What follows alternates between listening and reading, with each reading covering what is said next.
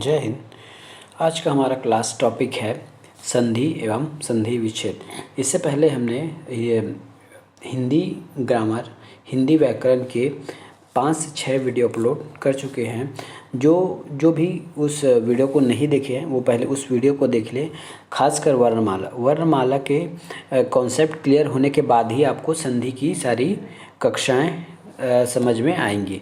तो आपसे निवेदन है कि आप इससे पहले जो वीडियो है उसको आप ज़रूर देख लीजिए। आज देखते हैं संधि एवं संधि विच्छेद। संधि क्या होता है? पर नाम से पता चल रहा है, किसी चीज़ का मिलन या जोड़। और विच्छेद का मतलब होता है किसी चीज़ का अलग होना या फिर बिछुड़ना। तो हम तो यहाँ हिंदी की बात करेंगे। तो यहाँ संधि का मतलब होता है किसी दो वर्णों का मेल। संधि का अर्थ है किसी दो वर्णों का मेल, और संधि विच्छेद का मतलब है किसी दो वर्णों का अलग होना। तो परिभाषा देखते हैं संधि की। दो वर्णों के मेल से उत्पन्न विकार या परिवर्तन को हम संधि कहते हैं। दो, यहाँ पे याद रखिएगा, मैं वर्णों अथवा ध्वनियों की बात कर रहा हूँ, शब्दों की नहीं, ना ही वाक्यों की। तो दो वर्णों के मेल से जो विकार उत्पन्न होता है, जो परिवर्तन होता है मेल से, उसे हम संधि कहते हैं। प्रथम शब्द, अब वर्णों का मेल कैसे होगा? प्रथम शब्द का अंतिम वर्ण। देखिए, संधि के लिए दो वर्णों की आवश्यकता है, एक पहला एक दूसरा। तो प्रथम शब्द का अंतिम वर्ण प्लस द्वितीय शब्द का प्रथम वर्ण। द्वितीय शब्द का प्रथम वर्ण।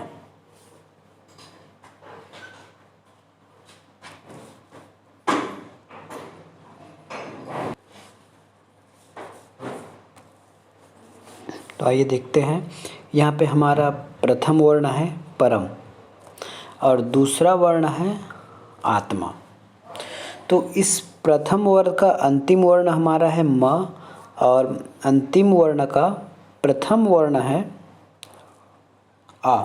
फिर से देखिए, ये प्रथम शब्द है, प्रथम शब्द का प्रथम वर्ण म। ये द्वितीय शब्द है, द्वितीय शब्द का प्रथम वर्ण है आ।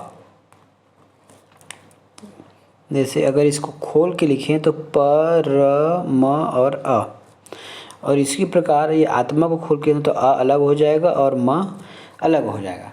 तो इसी दो मिलन से परम और ये अ और इस अ के मिलन से जो आ बना है, यही हमारा संधि का कार्य कर रहा है इस परमात्मा में। इन दोनों को मिला के परमात्मा का निर्माण हुआ। इसी तरह संधियों में और बहुत सारे प्रकार हैं, बहुत सारे शब्द हैं, बहुत सारे मिलने की नए नए तरीके हैं, नियम हैं। उसको हम इस वीडियो में आगे देखेंगे।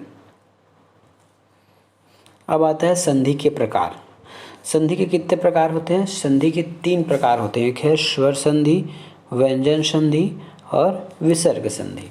तो हम आज देखने वाले हैं स्वर संधि को। स्वर संधि, किसी स्वर वर्ण का मेल जब स्वर वर्ण के साथ होता है तो हम उसको स्वर संधि कहते हैं।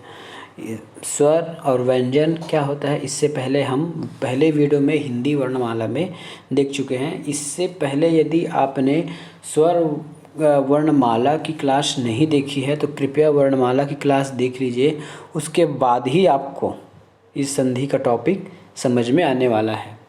तो स्वर वर्ण का मेल जब दूसरे स्वर वर्ण से होता है, मतलब प्रथम शब्द का आखिरी स्वर वर्ण और द्वितीय शब्द का प्रथम वर्ण स्वर हो, तो हम उस स्थिति में इसको स्वर संधि के नाम से जानते हैं। अब स्वर संधि में भी प्रकार है। स्वर संधि कितने प्रकार हैं? दीर्घ स्वर संधि, गुण स्वर संधि, वृद्धि स्वर संधि, यण स्वर संधि और आयादी स्वर संधि। इस प्रकार टोटल 5 हमारे पास स्वर संधि के प्रकार हैं। अब इसको हम कंटिन्यू देखते हैं। पहला आता है दीर्घ स्वर संधि। दीर्घ स्वर संधि है। अब इसका नाम दीर्घ क्यों पड़ा? कुछ तो कारण होगा दीर्घ पड़ने का। तो नाम से ही आपको पहचानना है दीर्घ स्वर संधि को।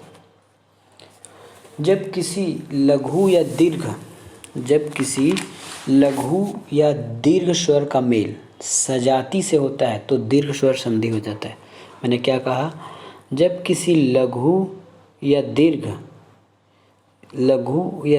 स्वर, वो भी सजाती का मिलन आपस में हो, तब वहाँ पे दीर्घ स्वर संधि होता है। यहाँ देखिए, जब अ या अ या छोटा आ आए, यदि छोटा आ के साथ छोटा आए तो आ मिलता है, बड़ा आ के साथ छोटा आए तो भी बड़ा आ होगा, छोटा आ के साथ अगर बड़ा आता है तो भी आ होगा, या फिर बड़े आ और बड़े आ के साथ आए तो भी बड़े आ ही होगा।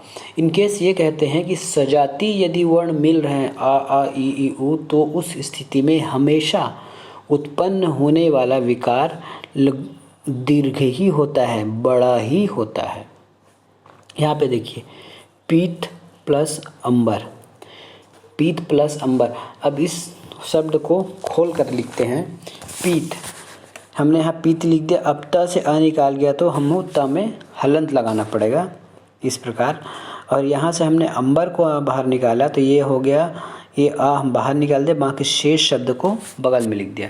अब इन दोनों के मिलन से बन जाता है आ। इन दोनों के मिलन से बनता है आ। ये देखिए, इन दोनों के मिलन से आ बन गया। अब बाकी शेष शब्द हमको उसी प्रकार उतारना है। ये पीत ज्यों का त्यों आ गया और ये म ज्यों का त्यों आ गया। थोड़ा अच्छे से देखिए, ये पी ज्यों का त्यों आ गया और ये अंबर ज्यों का त्यों। बाकी इन दोनों आ से जो विकार उत्पन्न होता है उसको हम यहाँ लिख देते हैं, यहाँ पे।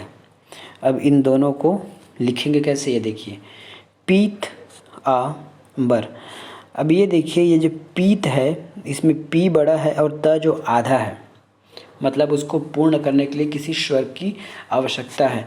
जब इस ता में इस आम का मिलन हो जाता है तो ये हो जाता है पीतांबर। ये पीता, ये ता में बड़े आ की मात्रा, इस ता को वो पूर्ण करके ता में बड़ी आ की मात्रा कर रहा है, इस प्रकार ये हो गया पीतांबर।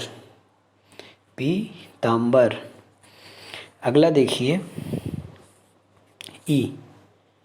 सेम वही कॉन्सेप्ट, जब ई मिले तो बड़ा ही होगा, चाहे छोटे ई के साथ बड़ा ई मिले, बड़े ई के साथ छोटा ई मिले, या दोनों छोटा ई मिले, ये दोनों छोटा ई मिले, दोनों बड़ा ई मिले, या एक छोटा या एक बड़ा ई मिले, तो उन स्थिति में बड़ा ई ही होता है, जो उत्पन्न होने वाला विकार ई ही होगा।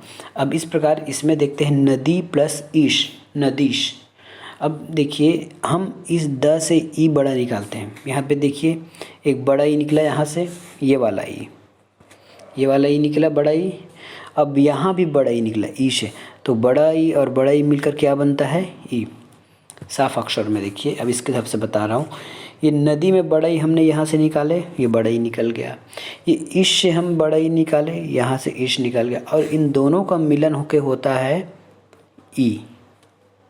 जिस प्रकार देखिए, ई, ये ई, और इन दोनों से मिलन के बना ई। बाकी शेष शब्दों को हमको ज्यों का त्यों उतारना है, श। अब ये देखिए, न, यहाँ पे न आएगा। अब इस आधे द को पूरा करने के लिए बड़ा ई आया है, तो इस द में बड़ा ई का मात्रा और बाकी ये श। तो इस प्रकार हो गया नदीश। नद प्लस नदी प्लस ईश, नदीश।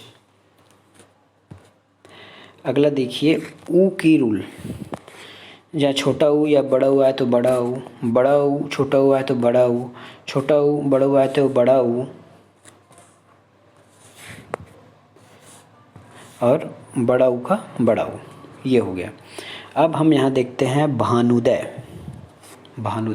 अब भानुदय में भी अलग अलग करवट करते हैं, तो ये भान। ऊ, जैसे ही हम किसी व्यंजन से स्वर की मात्रा हटाते हैं तो उसके नीचे हलंत आ जाता है, जिस इस प्रकार, ये देखिए यहाँ पे हलंत है और ये ऊ है, और हम इस उदय से भी ऊ बाहर निकाल लेते हैं और ये द।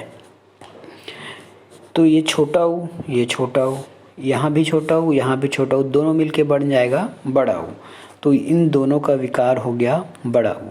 बाकी शेष को पुनः उतार लेते हैं ऐसे द। अब क्या हो जाएगा, यहाँ से हो जाएगा भा, और इस अधना को ये बड़ा ऊ पूरा करेगा, छोटा ऊ सॉरी बड़ा ऊ, यहाँ पे ऐसा भानुदय होना चाहिए। या इस बड़ा ऊ को निकालेगा तो यहाँ पे हो जाएगा भानुदय। इस प्रकार से आगे देखते हैं। अब इसके बाद आती है हमारी गुण स्वर संधि। गुण क्या होता है, गुण स्वर संधि क्या होता है उसको हम अभी देखते हैं। इसके पीछे बहुत सारे उदाहरण हैं, कुछ उदाहरण यदि आप देखना चाहें तो बता देता हूँ मैं।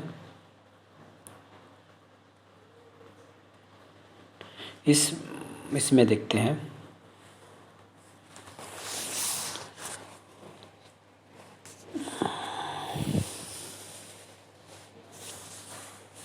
गिरिधन इंद्र, गिरिंद्र होता है, गिरिधन इंद्र, ये हो क्या गिरिंद्र, गिरिंद्र। यहाँ पे अगर यदि हम इसको तोड़ना चाहें तो देखिए, अब इसको आपको पहचानने के लिए आना चाहिए। यदि अब क्वेश्चन में आ गया कि ये कौन सा है दीर्घ स्वर, तो आपको बताना चाहिए ये बीच में है वो हमेशा आपको कोई भी बड़े ई, बड़ा ऊ, बड़ा आ, इस प्रकार की आपको मात्राएं मिलेंगी, तो आप पहचान लोगे कि यह दीर्घ स्वर है। बीच में क्या क्या मिलेगा आपको, बड़ा मिल सकता है, बड़ा ऊ मिल सकता है, या बड़ी ई मिल सकता है। तो इस प्रकार शब्द यदि आपके आए तो आप यह आप ट्रिक के रूप में जान सकते हैं कि ये दीर्घ स्वर संधि है। जैसे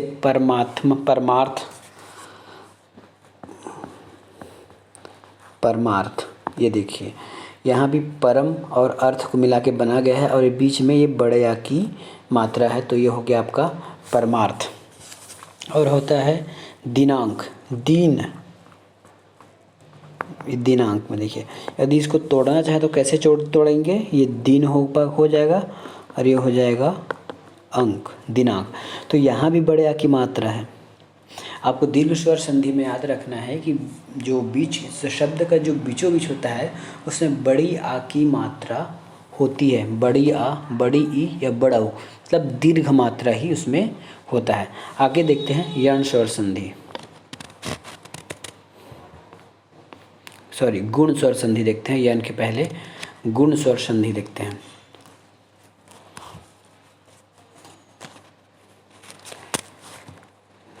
गुण स्वर संधि,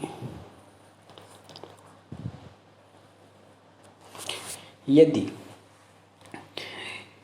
आ के बाद ई आए, ऊ आए या री आए, आ के बाद ऊ आए या री आए, जैसे दो शब्दों के मिल से आपका संधि बनता है, तो प्रथम शब्द के अंतिम वर्ण अ या आ के बाद ई, ऊ या री आए तो हम इसको गुण स्वर संधि कहेंगे। और आ ई आए तो ये आ या ई आए तो ए में बदल जाएगा, आ के साथ ऊ या ऊ आए तो ओ में बदलेगा, और आ के साथ री आए तो वह अर हो जाता है।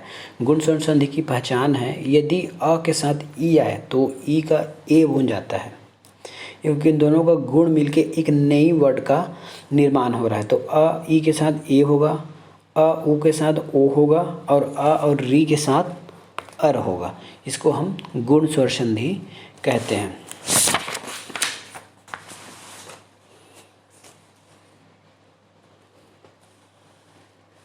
अब हम इसको कुछ एग्जाम्पल देखते हैं।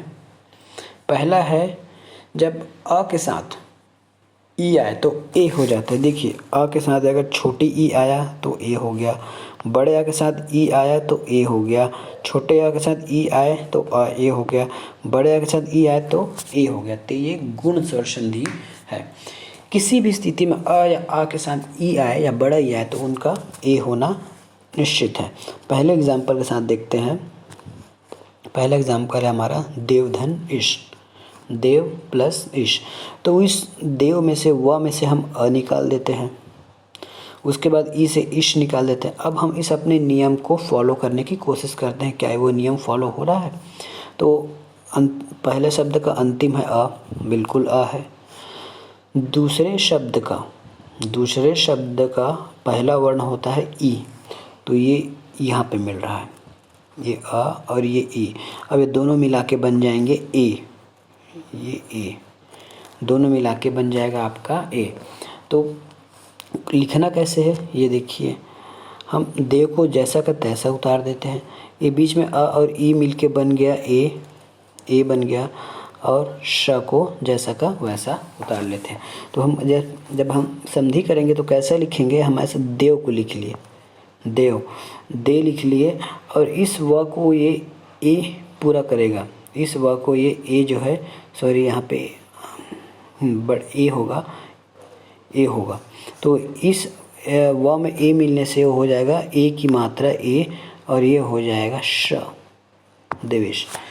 ध्यान रखिएगा, जब व्यंजन स्वर के साथ मिलता है वो तो वह अपने मात्रा के रूप में आता है।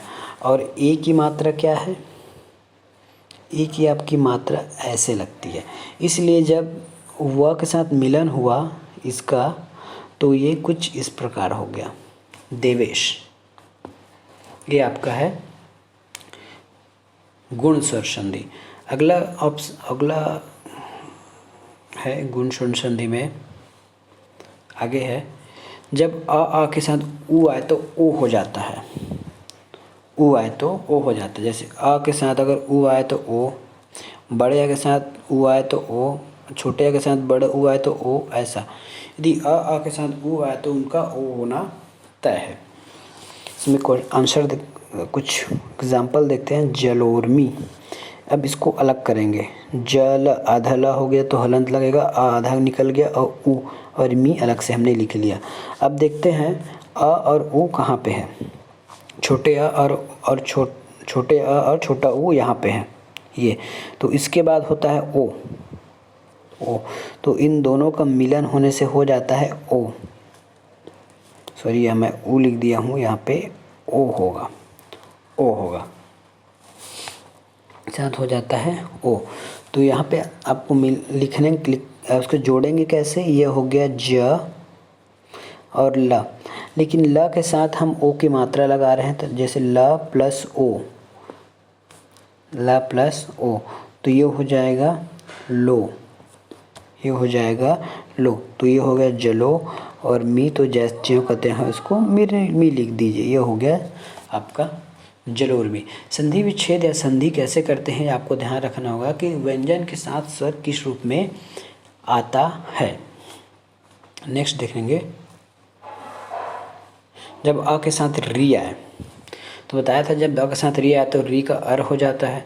अ के साथ री आने से छोटा या बड़े अ के साथ री आने से री का अर हो जाता है। जैसे सप्तऋषि, उदाहरण में लिए हैं हमने सप्तऋषि क्या है, यह शब्द है और ऋषि है। अब यहाँ से हम अ अलग निकाल दिए तो यह त हो गया, यहाँ से री निकाल दिए, श निकाल दिए, ये दोनों मिलके हो जाता है अर, ये अर दोनों मिलके हो जाता है अर। तो हम इसको लिखेंगे कैसे, हमें शब्द को ज्यों का त्यों उतार लेना है, इस प्रकार इस शब्द को हम ज्यों का त्यों लिख लेंगे। अब हम इसको जोड़ के लिखने की कोशिश करते हैं, देखते हैं लिखाता कैसे है। ये हो गया आपका शब्द। अब ये अधत्ता है और ये मिलके इसको पूरा कर दिया, यहाँ पे अधत्ता था ना, अब इसे मिलकर ये पूरा कर दिया। अब र और शी, यहाँ पे र आधा है, यहाँ पे हमें जो हमारा र वर्ण एक व्यंजन है और व्यंजन कभी भी बिना स्वर के लिखा नहीं जा सकता, तो हम आधे र को मात्रा के रूप में लिखते हैं, तो लेकिन र का मात्रा हम रेफ के रूप में इस प्रकार लिखेंगे, तो ये हो जाएगा इस प्रकार सप्तऋषि। एक बार पुनः देख लीजिए, सप्त ये आधा त है यहाँ हमने इसको ज्यों का त्यों उतार दिया, इसका हो गया अर और हमने शी को उतार लिया। अब लिखने की कोशिश करते हैं। ये मैं यहाँ तक तो मैं लिख लिया आधा त तक, आधा प तक, लेकिन इस आधा त को ये अ पूरा किया तो ये पूरा सप्त हो गया। अब इतने लिखने के बाद हमारा र यहाँ खाली बच गया। र को कभी भी आधा नहीं लिखते जब तक, क्योंकि र को हमेशा मात्रा के रूप में लिखा जाता है। यदि र आधा है तो र को हम मात्रा के रूप में ही लिखेंगे। और मात्रा के रूप में कैसे लिखेंगे? र हमेशा किसी आने वाले वर्ण के ऊपर उसके कंधे में बैठ जाता है, तो इसको कंधे में कैसे बैठेगा? ये इस प्रकार, ये है आपका सप्तऋषि। तो इस प्रकार आपका गुण स्वर संधि भी खत्म हो गया। अब गुण स्वर संधि में बहुत सारे उदाहरण हैं। गण धन ईश, गण धन ईश होता है आपका गणेश, गणेश, गण धन ईश गणेश, ये गणेश हो गया। ग्रामोद्योग हो गया, चंद्रोदय हो गया, जलोर्मी, जैसे सप्तऋषि है वैसे जलोर्मी, देवेंद्र, देवेंद्र ये हो गया। दीपोत्सव, देवोत्थान, इस प्रकार। नरधन इंद्र, नरेंद्र। तो इसके बीच में आपको कौन कौन सी मात्राएं दिख रही हैं? इसके बीच में आपको ना ये इस प्रकार की ए, देखिए चेंज करने पर ए हो रहा था, ए हो रहा था, ओ हो रहा था और अर हो रहा था। तो यदि आपको बीच में इस प्रकार की या ए की मात्रा या फिर ओ की मात्रा या फिर री की मात्रा दिख रहा है बीच में, तो आप ये समझिए कि ये आपका गुण स्वर संधि है। अब ये कैसे आप पहचानेंगे कि ये गुण स्वर संधि? जैसे यहाँ देखिए, गणेश, इसमें ए की मात्रा है मध्य में। देवेंद्र, इसमें भी ए की मात्रा है। और जैसे जलोर्मी, जलोर्मी, ये देखिए जलोर्मी, यहाँ पे ओ की मात्रा है। मैंने बताया था ए की मात्रा, ओ की मात्रा और री की मात्रा, जलोर्मी। या फिर अर, उसमें अर होता है। तो ये आप ट्रिक से पहचान सकते हैं कि कौन सा गुण स्वर संधि है, कौन सा दीर्घ स्वर संधि है। नेक्स्ट देखते हैं वृद्धि स्वर संधि।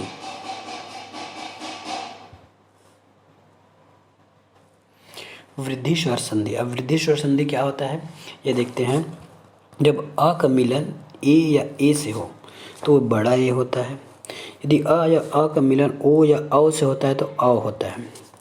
जब ये दोनों ए या ए जब किसी व्यंजन या किसी अन्य किसी संधि में किसी व्यंजन के साथ या किसी स्वर के साथ मिलता है तो यह अपने मात्रा के रूप में आती है और इसकी मात्रा होती है ए और इसकी मात्रा होती है और। ये हमको ध्यान देना है कि जब भी ये संधि के रूप में आएंगे तो ये अपने मात्रा के रूप में संधि के तरह प्रयोग होंगे।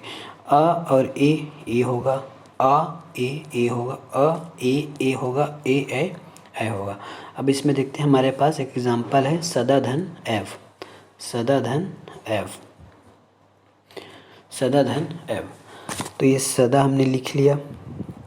अब इसको अलग करते हैं। ये सद हो गया, जब आ हमने यहाँ से निकाल दिया तो ये सद हो गया और ये एव, ये दोनों मिलकर ये बनाएंगे ये। और हम सद और व को ज्यों का त्यों उतार लेते हैं।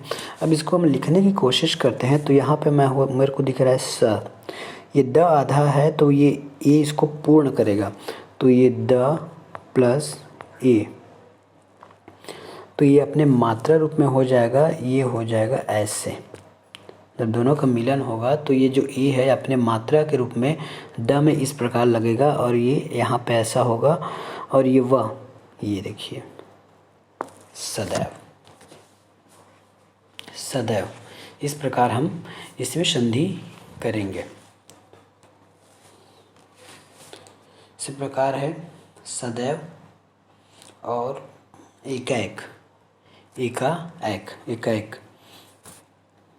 एक एक। जैसे हम एक एक को जोड़ते हैं तो कैसा होगा ये देखिए, ये हो गया एक प्लस एक। यहाँ से हमने एक को बाहर निकाला, ये क और ए, जब क इस ए के साथ मिलेगा तो ये क में इस प्रकार का मात्रा हो जाएगा और ये लास्ट का ये क, तो ये होगा एकाएक। एकाएक। अगला संधि है जब अ के साथ ओ का मिलन होता है या औ का मिलन होता है तो वो हो जाता है औ। ए के साथ औ हो जाता है। यहाँ पे है मह और ऊज। हमने अ यहाँ निकाल लिया, ओ यहाँ निकाल लिया, ज अलग से लिखे और मह अलग से लिखे। अभी ए और ओ मिला के होता है औ, जो हमने इसको यहाँ ऐसे इस प्रकार लिख दिया है। अब हम इसको जोड़ने की कोशिश करते हैं तो ये हो गया म, और ये आधा ह और ओ मिल के हो जाएगा औ की मात्रा महो, और ये ज महोज।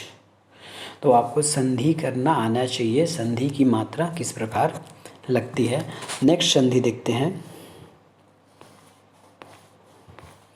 यण स्वर संधि। अभी तक हमने पिछले संधि में 3 संधि देखे हैं, दीर्घ स्वर संधि, गुण स्वर संधि और वृद्धि स्वर संधि।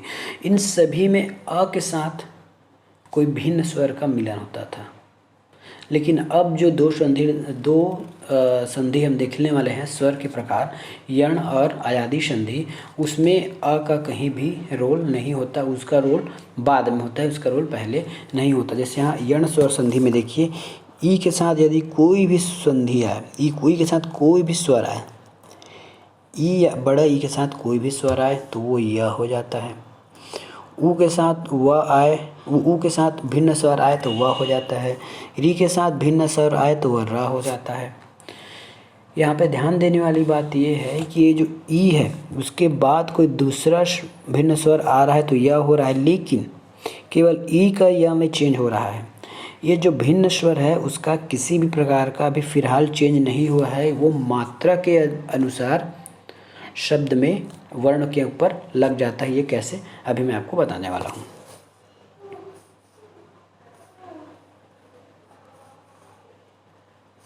ये देखिए, ई के बाद यदि अन्य स्वर आए तो ई का य में परिवर्तन होता है। ये बात आप याद रखिएगा, ई का य में परिवर्तन। ये अभी उपचार देखते हैं, अति धन अधिक। अब हम अत से ई को बाहर निकाले हैं और अ से अधिक से अ हम बाहर निकाल दिए। अब जैसे हमने पढ़ा है कि ई का य में परिवर्तन होगा, केवल इस ई का य में परिवर्तन होगा, ये दोनों मिल के यह नहीं बनाएगा। ये दोनों के पहले क्या होता था, 2 वर्णों के मेल से एक नया वर्ण बनकर नीचे आता था, लेकिन इसमें है कि केवल ई का य में परिवर्तन हो रहा है और अ आपका ज्यों का त्यों ही रहेगा। तो जैसे अब इसको लिखते हैं, ये हो गया अथ, ई का हो गया य, और ये अ, अधिक का जो अलग से लिखे थे वो, और ये धी। अब इसको जोड़ के लिखने की कोशिश करते हैं, अथ, ये अ और ये त। अब ता यहाँ पे आधा है और उसके बाद यह है। आपको पता है जब तक व्यंजन के साथ स्वर का मिलन ना हो वो आधा ही रहेगा। तो यहाँ त को पूर्ण करने के लिए कोई भी व्यंजन स्वर उपस्थित नहीं है तो ये हो जाएगा आपका आधा। और इस य को अ के साथ मिलता है तो ये हो जाता है य, क्योंकि यह भी आधा ही है। तो यह आधा है यहाँ पे, यह अ के साथ मिलता है तो यह पूर्ण हो जाता है और ये होता है अत्य। और बाकी धिक को जैसा का तैसा लिख दीजिए। ये हो गया अत्यधिक। इसी का दूसरा एग्जाम्पल देखते हैं हम, अति उत्तम। अति उत्तम, अति और उत्तम, ये अत प्लस ई और ऊ को हमने अलग निकाल लिया। अब ई का य में चेंज हो गया, ऊ का हमने ज्यों का त्यों लिख लिया। यहाँ जो उत्तम है और ये उत्तम को और अत को, अब उसको फिर से मिलाने की कोशिश करते हैं कि ये कैसा होगा। मैंने अत का अ लिख दिया। अब त को पूर्ण करने के लिए कुछ भी नहीं है तो ये त हमारा आधा हो गया। अब इस आधे य को पूर्ण करने के लिए यू आ गया, तो अब य में यू मिलेगा तो ये होगा अत्यु, छोटा ऊ। बाकी जो शेष जो बचा है उसको हम पूर्ण लिख लेते हैं। ये बचा हमारे पास इस प्रकार, ये हो गया अत्युत्तम। तो आई होप कि आप यण संधि समझ पा रहे होंगे कि इसमें किस प्रकार का बदलाव हो रहा है। उसी प्रकार है ऊ के बाद यदि अन्य स्वर आए, ऊ छोटा हो या बड़ा हो के बाद यदि अन्य स्वर आए तो वो ऊ का व हो जाता है। जैसे ई का य होता था, बाकी शेष को मिला के लिखते थे, वैसे ही इसको भी इसमें बनाना है। ये देखिए, मधुधन आचार्य, मधुधन आचार्य, तो ये मध और ऊ, ये अ और चार्य। अब ऊ का व में परिवर्तन, ये व आधा रहता है ना, ये व आधा ही रहेगा। ऊ का व में परिवर्तन, ऊ का व में परिवर्तन, और ये ऊ और ये व, ये दोनों मिलके बन जाएगा बड़ा व। जैसे हम वहाँ अलग अलग देखते थे, यहाँ मैंने एक में करके लिख दिया है ऊ का व, तो बड़ा व हो गया। और इसको लिख लीजिए म, ध के लिए कोई भी स्वर नहीं आया है तो ये रहेगा आधा, ये हो गया चार्य, मध्वा चार्य। अब ये नहीं बोलेंगे कि यह व कहाँ से आया, ऊ का व में चेंज हुआ आधा व में, और उस आधा व को पूर्ण किया ये पूरा आ, तो ये हो गया व और ये हो गया चार्य। री के बाद यदि कोई भिन्न स्वर आए तो री का र हो जाता है। री के बाद यदि कोई भिन्न स्वर आए तो री का र हो जाता है। इसमें देखिए, ये हमने लिख दिया मातृ प्लस आज्ञा, ये मातृ प्लस आज्ञा, ये मात्र री प्लस आ। ये मातृ में री की मात्रा है, यदि री को हम अलग से निकालें तो री को इस प्रकार लिखेंगे और आ इस प्रकार रहेगा। री का र हो जाता है ना, तो री का इस प्रकार, अब हम नीचे इसका ज्यों का त्यों लिख दिए। इस री का र में परिवर्तन हो गया, और र में परिवर्तन होने के बाद अ से मिला तो ये बन गया रा, और बाकी जो ज्ञ लिखा है वो, तो ये हो जाएगा मात्रा ज्ञ। ये त आधा है, तो आधा को हम इस प्रकार लिखते हैं, आधा को हम त और र मिला के हमने इस प्रकार लिख दिया। ये हो गया आपका मात्राज्ञा, ये हो गया आपका मात्राज्ञा। नेक्स्ट संधि देखते हैं, आयादी स्वर संधि। आयादी स्वर संधि, इसमें भी ए ओ औ के साथ यदि भिन्न स्वर आए, ए ओ औ के साथ यदि आपका भिन्न स्वर आता है तो ए का ए हो जाता है, इस ए का ए होगा, इस ए का आय होगा, ओ का औ होगा, औ का आव होगा। यदि भिन्न स्वर कुछ भी आए, ई ऊ ए री री, बस ये ना आए, इसमें से भिन्न स्वर की बात हो रही। इसी में यदि ए प्लस ए ऐसा नहीं होना चाहिए, नहीं तो ऐसा में तो वो दीर्घ स्वर हो जाएगा, वो दीर्घ स्वर हो जाएगा, दीर्घ सॉरी वृद्धि कर देगा वो।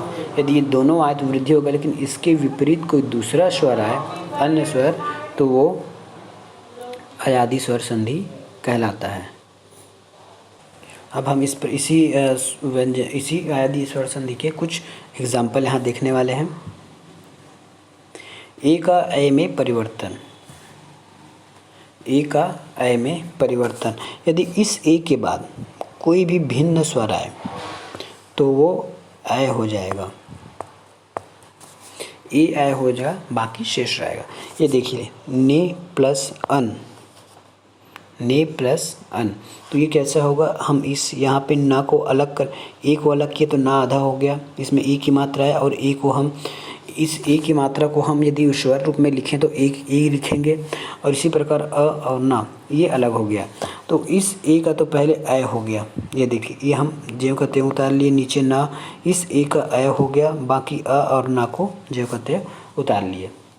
अब हम इसमें जोड़ने की कोशिश करते हैं।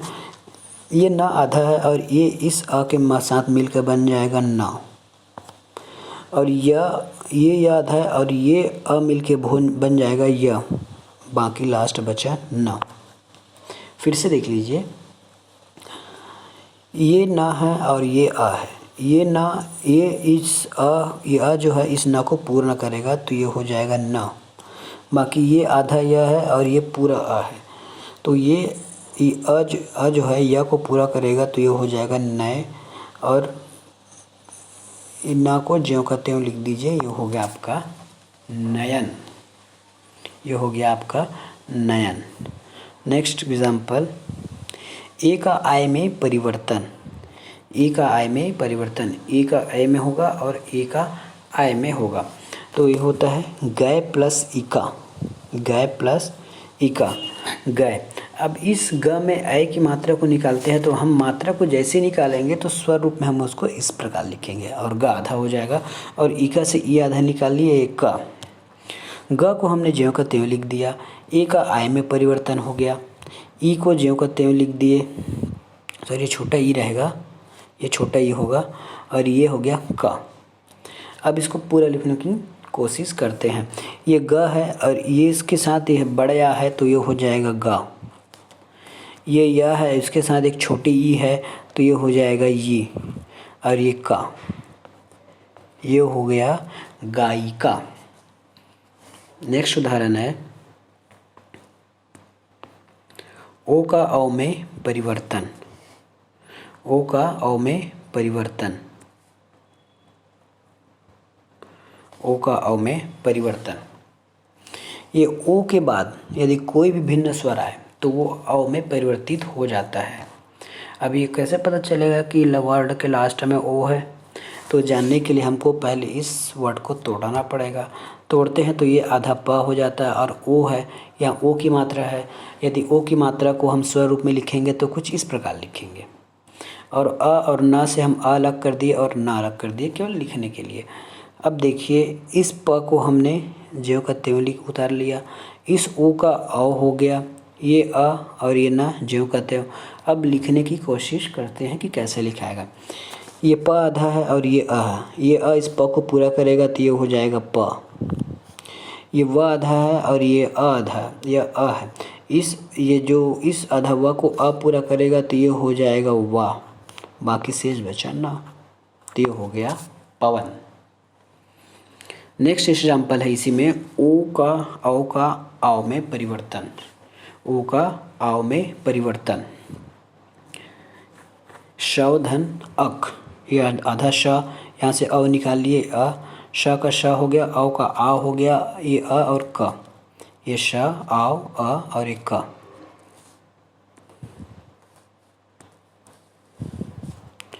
अब इसको मिला के लिखने की कोशिश करते हैं।